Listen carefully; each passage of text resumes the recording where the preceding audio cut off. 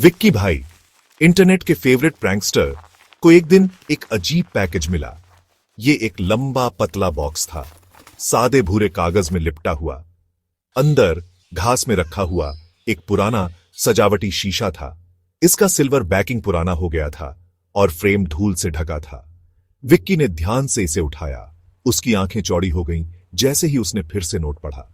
सावधान, कांपते हुए लिखावट में चेतावनी थी। यह शीशा अंधेरे में छिपे सच को दिखाता है। इसे अपने जोखिम पर इस्तेमाल करो, लेकिन कभी भी 3 बजे सुबह नहीं। छिपे हुए सच, खतरा। यह मेरे अगले वीडियो के लिए परफेक्ट प्लॉट लगता है, उसने दर्शकों से कहा, शीशा पकड़े हुए। विक्की भाई को क्या पता था, वो एक डरावनी हकीकत में फंसने वाला था, किसी भी प्रैंक या इंटरनेट चैलेंज से परे। घड़ी आधी रात के पार हो गई। हर सेकंड विक्की भाई को उसके खुद के चैलेंज के करीब ला रहा था। वो अपनी यूजुअल फिल्मिंग जगह पर बैठा था, धूल भरा शीशा उसके सामने रखा हुआ। हवा भारी लग रही थी, एक अजीब ऊर्जा से भरी हुई। ठीक है चैट, विक्की ने कहा। उसकी सामान्य जोशीली एनर्जी थोड़ी कम थी। लगभग समय हो गया है। देखते हैं कि क्या यह खौफनाक शीशा वाकई में उतना ही डरावना है जितना कहा जा रहा है।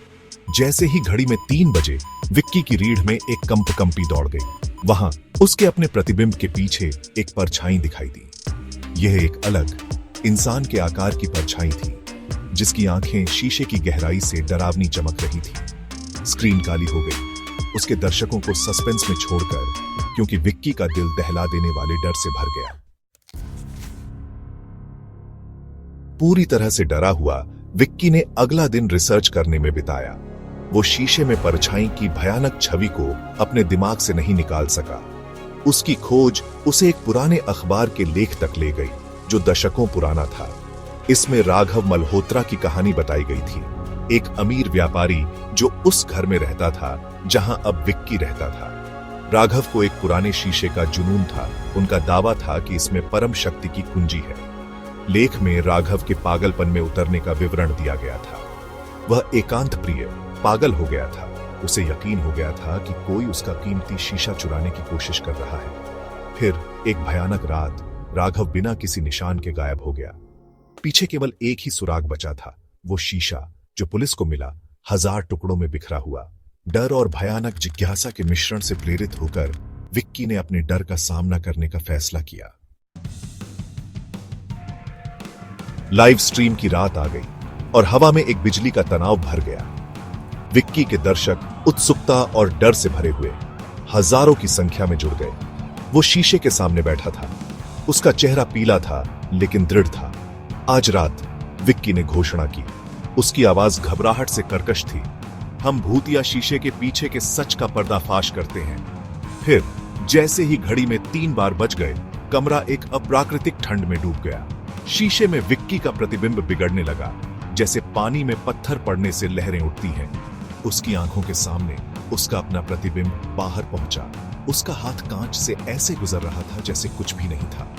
लाइव स्ट्रीम देख रहे हजारों लोगों से एक सामूहिक हांफने की आवाज गूंज उठी। शीशे की गहराई से एक छायादार आकृति उभरी, जिसकी आंखें द्वेषपूर्ण इरादे से जल रही थी।